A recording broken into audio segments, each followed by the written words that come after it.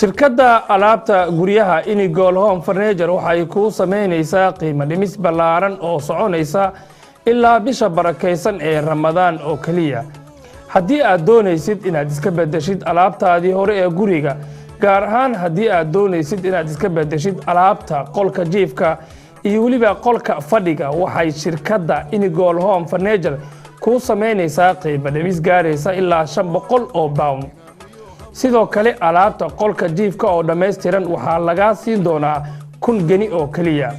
waxay shirkadda Inigol Home Furniture ku ballan qaadaysaa inta lagu guda jiro bisha barakeysan ee Ramadaan ay ku sameyn doonto qiimo dhimis ballaaran.